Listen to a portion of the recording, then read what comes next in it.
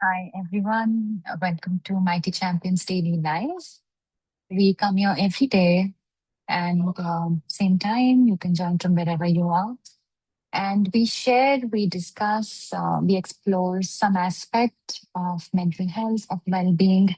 And this week, as we are starting a new week, we will be exploring more about self awareness. How do we know ourselves?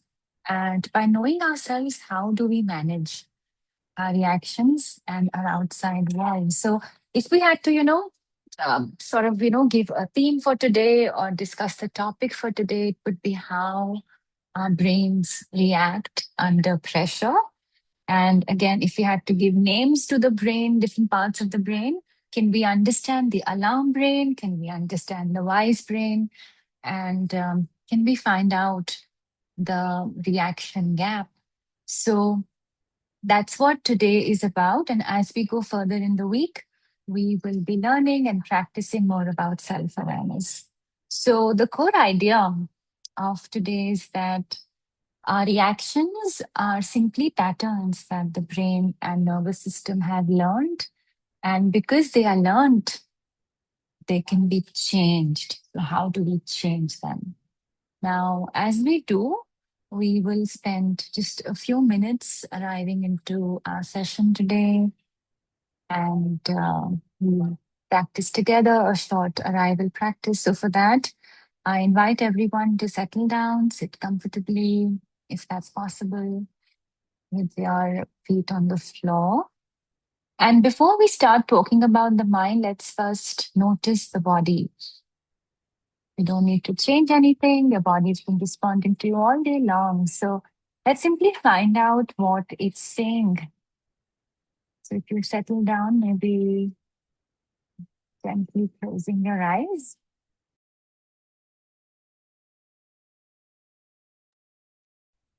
And once you feel like the mind is present, the breath is settled,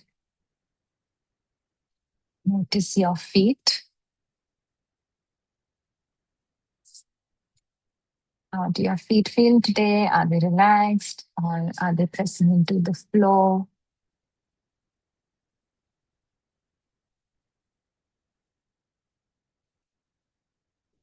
Notice your legs.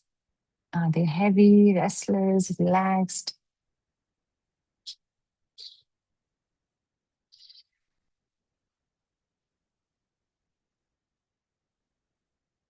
Notice your abdomen, your belly. Is it soft? Is it tight? Is it held? We can tend to store a lot of emotion in the belly. So, moving your awareness around the belly and finding out what it's like today. Notice your chest. Is your breathing spacious or is it restricted?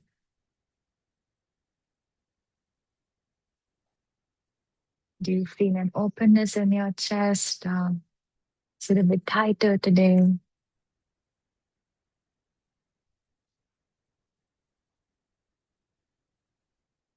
Notice your shoulders. Are you holding any tension in the shoulders? If you are, then relaxing the shoulders.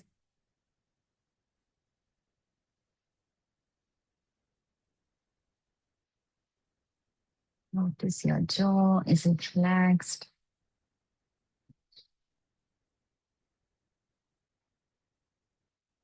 And your hands, are they open? Are they relaxed? Are they holding any tension?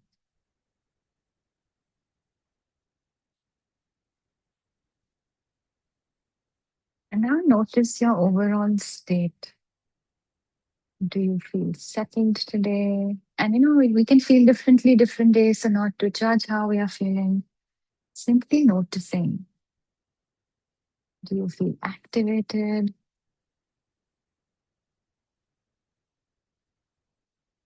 or tired, restless, somewhere in between? It's the overall state of your being today.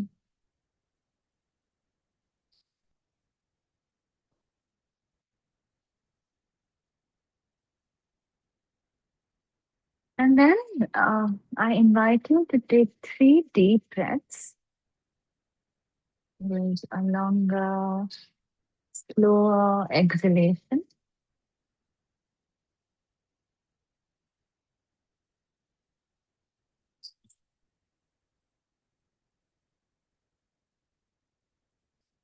3 deep, slow breaths without forcing.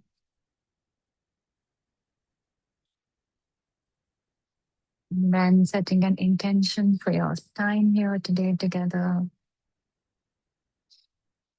Setting an intention for your morning, for your day, for your evening, wherever you are. Setting an intention for yourself. What quality do you want to bring into your day?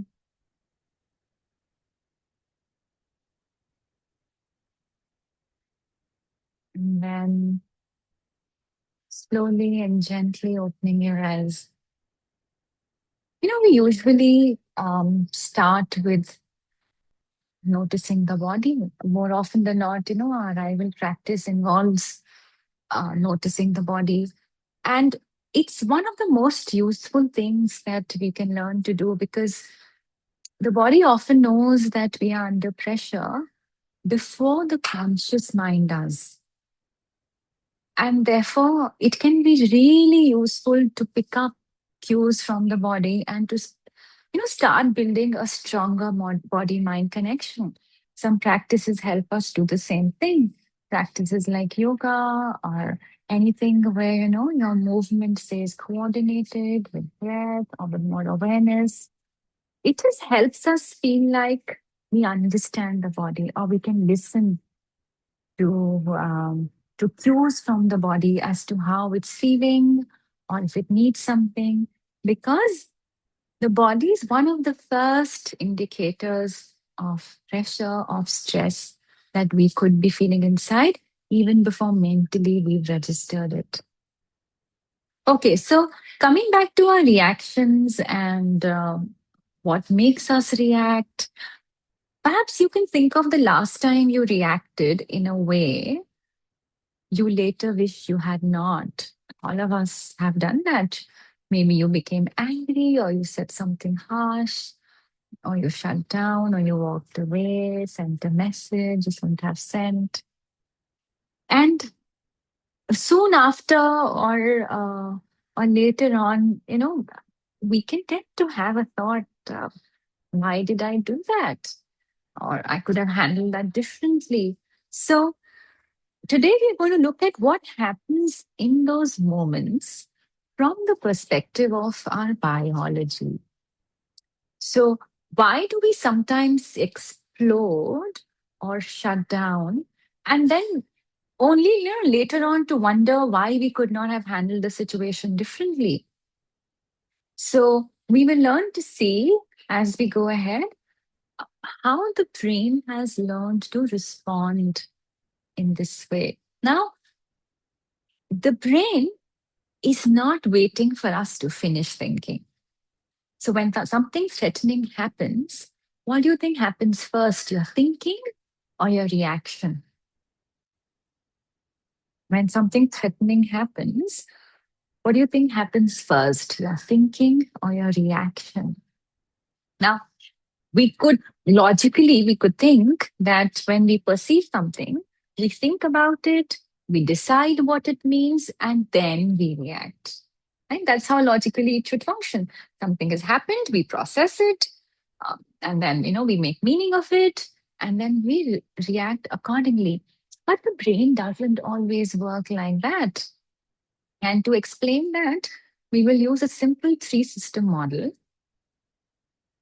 One part being the survival brain, which handles, our basic physiological survival functions. The second being the alarm brain, which is the threat detection part of the brain and the rapid emotional response system of the brain. And the third part is the wise brain, which does reflection, planning, makes conscious choices. Now, okay, so the disclaimer is that this is just a teaching model. We don't literally have, these 3 parts of the brain. Um, Now, say something happens. The alarm system of the brain has detected that there is something that matters, and the body mobilizes, it prepares itself to fight that danger or to deal with that danger. Now, only much after does the slower, more reflective system have a chance to even evaluate what is happening. So, if we had to think about what's happening, there is a trigger, alarm goes off, thinking brain can come into the picture, which gives us an opportunity to pause. Now, the timing of this can vary depending on person to person, like varying considerably from person to person and situation to situation. So, your reaction can start to happen before your reasoning has fully caught up. I'll explain this again. Something happens, it triggers us, alarm goes off. Now, alarm will go off irrespective of um, when the thinking brain comes in or the wise brain comes in. First, the task of our brain is to protect ourselves, make sure that we survive. So the alarm goes off as soon as we perceive any kind of threat or any kind of danger. Depending on our practices and how comfortable we are with taking a pause, we can bring in the thinking brain into the picture. It can happen within a few seconds of the alarm going off. It can happen after an hour. So when that comes into play is um, is how much we've practiced getting it into the picture early on. Now, having said that, the alarm brain is not our enemy. The amygdala is not a bad part of the brain. It's doing a very important job because it's constantly searching, scanning for any potential threat. And threat is not limited to physical danger, right? So, say things like criticism, disrespect, being ignored, feeling challenged, all of these things can activate the alarm system. And this is very important to recognize because, we could blame ourselves at times saying that I'm overreactive or this was not even a dangerous situation. But the brain perceives danger differently. Anything that can hurt, harm, even our identity is perceived as threat by the brain. So, um, so things like I'm being disrespected, I'm being made to look incompetent, I'm being challenged, I'm losing control, I'm not being heard. All of these things can be perceived as threats. Now, if we had to think about what does an alarm response actually feel like, and this is where it's so important for us to recognize ourselves because we know that when the alarm system activates, the body prepares for action. How does the body prepare for action? Some things happen in the body, being our heart rate increases, our muscles tighten, breath becomes faster and shallower, attention narrows, and stress hormones in the body, such as adrenaline, cortisol, they start increasing. We can notice, depending on our individual selves, we can notice stress differently. So say some people might notice stress in the jaw, some can feel it in the chest, some in shoulders or stomach, or you can feel this heat in your face, your breath, your hands. This matters because the body can become our early warning system. You may not yet have said anything, but your jaw has already clenched. You know, you may not have consciously decided to become angry, but your shoulders have become tight and risen. And you may still not know that you're feeling overwhelmed, but your breathing has changed. And this gives us something extremely valuable that that we can work with, which is a signal before the behavior. Now, thinking can be difficult under pressure. Um, and there is a concept called tunnel vision. When the brain perceives any threat, it prioritizes speed. It doesn't particularly care about nuance. So it just wants to know, what is the threat? What do I do to make sure that I am safe? How do I get out of this? And this can narrow our thinking. Why? Because the brain is very intently focused on just that one specific problem to solve, which is to make sure that it is safe. Right? So this can really narrow thinking.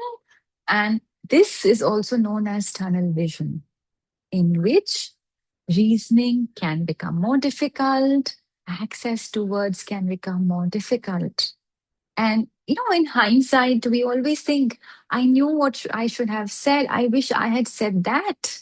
Of course you did, you know, because in hindsight, when the threat has gone off and you are much calmer, you can think of 10 wise things to say, or how to deal with that situation. Why? Because the alarm has subsided and your reflective capacity has returned. So the problem never was that you did not know what to do.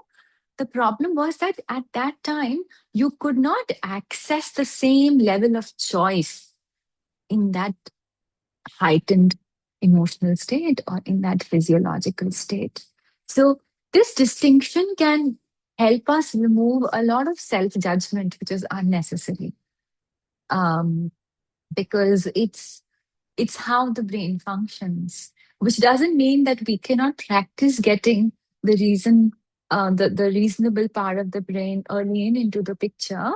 But when we think about, I should have said this later, we know why we couldn't have said that in that time, because we were not calm. Now, we could um, misunderstand or not understand anger fully.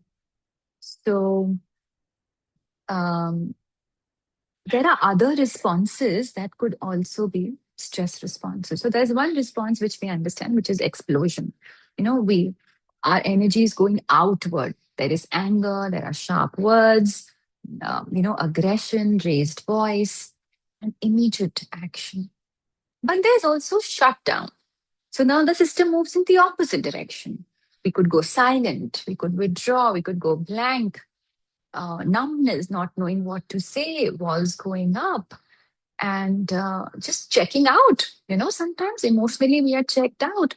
And maybe one is more familiar to you than the other.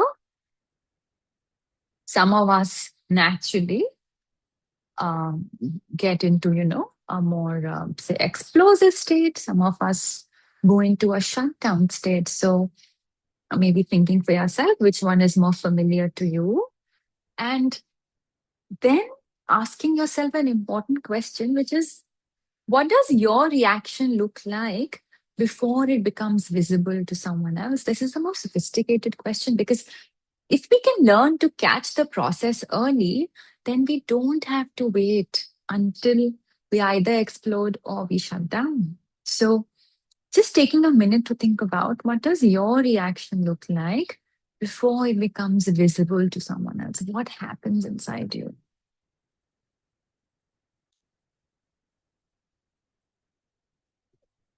And you could type that out in the chat, or you could think about it for yourself.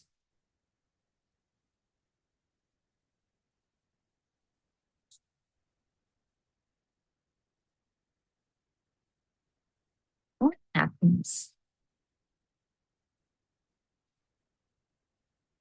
Now, the good news is that this reaction gap is trainable. The gap between the alarm and the reaction is trainable, which would make us feel, really empowered, because um, we don't need to eliminate our alarm system. We don't need to become endlessly calm. We know we don't have to think about ourselves as becoming a person one day who never gets angry. All we have to do, all we have to do is to become better at recognizing that something is happening inside me before the reaction becomes a behavior.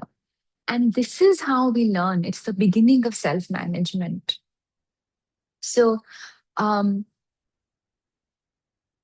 there is, an important sequence here because we can try to control ourselves a bit too late. If we notice, I am furious when we are already furious, or if, say, we notice, I am overwhelmed when we are already overwhelmed, we could catch ourselves. I'm about to say something awful when the sentence is already leaving our mouth, might not really help us. The real skill is moving the awareness a bit earlier. So, then, the shift could be from I'm going to explode to my jaw is tightening. I can feel heat rising. Something just happened and my system is activating. That helps.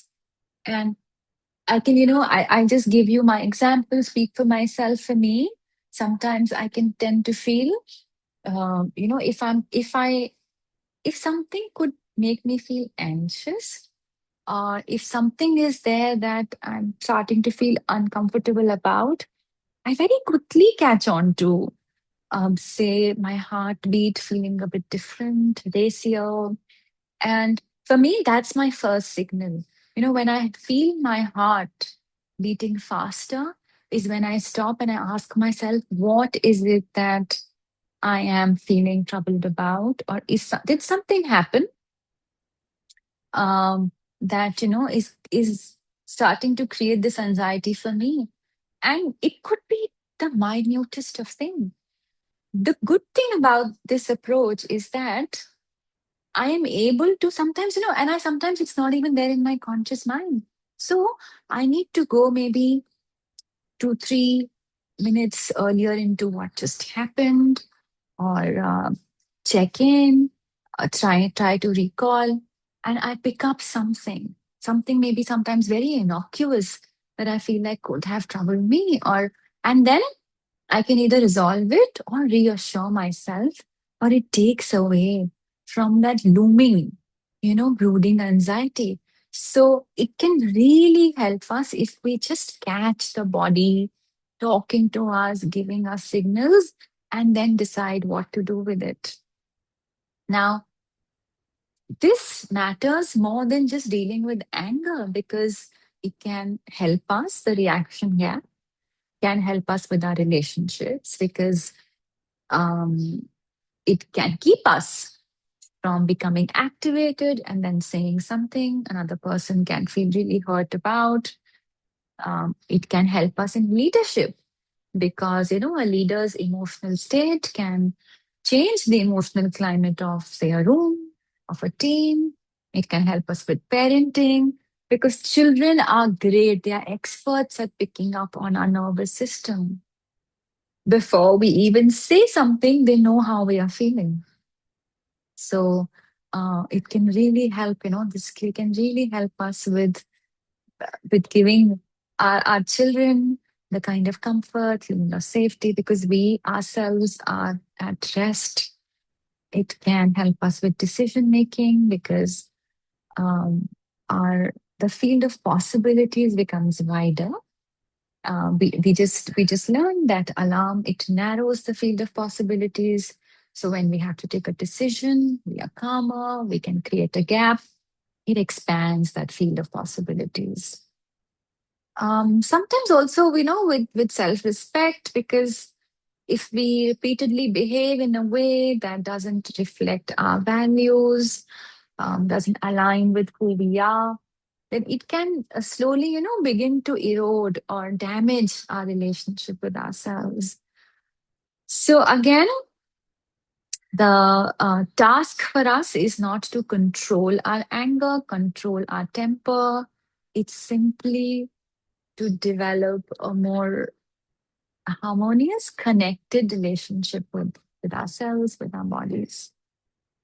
So, So, the original question which we had asked ourselves is, why do I keep doing this, or what's wrong with me?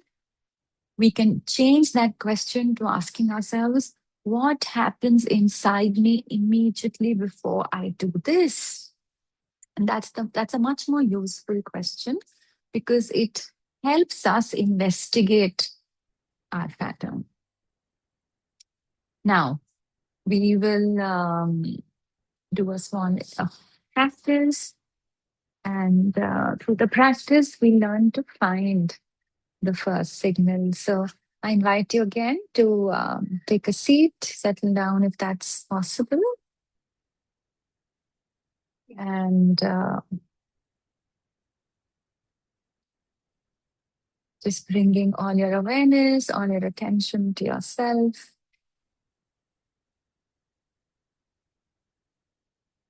Closing your eyes.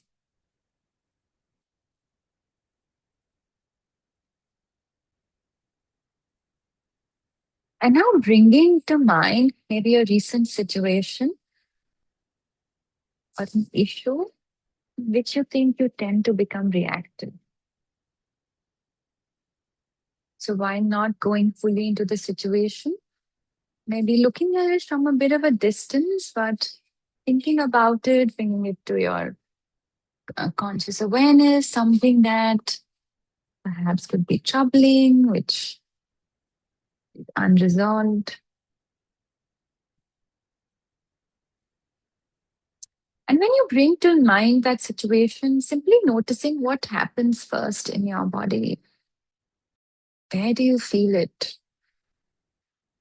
Your chest, your breathing, your shoulders, your stomach, your jaw, your hands, your face. Where do you feel it in your body? It could be more than one places.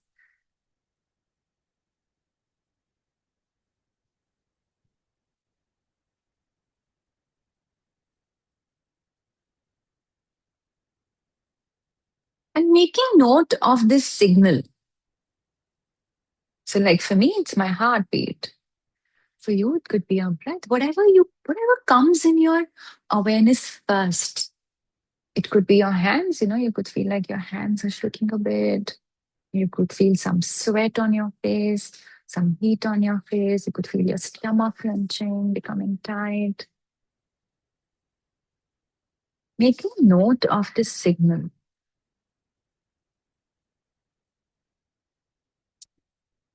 And then sort of making an agreement with yourself that the next time I notice this signal, I will try and resolve what's happening in my mind and recognize. I recognize that my alarm system is active, and I will give a few seconds to myself to process what is happening before I act. And through the week, we will become more and more familiar with this signal.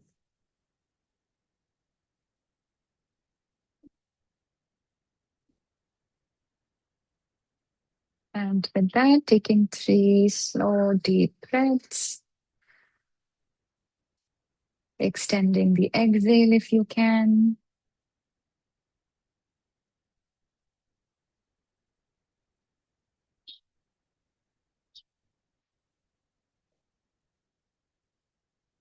And then slowly opening your eyes. So, before we go, I just want to say that we will still be angry and sometimes feel threatened and have moments, which trigger us. Uh, the goal is not to take that away. We are trying to become more familiar with what happens within us. The moment we can recognize that something has already changed and we're no longer completely inside the reaction, we are beginning to see it. And that small space, between noticing and acting is all that we need to be in control of our reaction. So yeah, maybe a good practice for you as you go into the day, as you go into the evening, is to notice the body more closely. Notice especially the signal if you've been able to detect any, and see what it tells you about how you're feeling. Now, tomorrow, we will be learning more about our core beliefs and the rules that we could have learned growing up that could have shaped our behavior. What are those, and how can we work with them? So that was today. Thank you for being here. Any questions if you have, we could take them now. Or, if you think of something once you go back, mm, we could discuss that even tomorrow. And again, thank you for being here, for practicing together. We come here every day on MCD Live, same time. You can join from wherever you are. And have a good day. Have a good evening. See you tomorrow. Bye.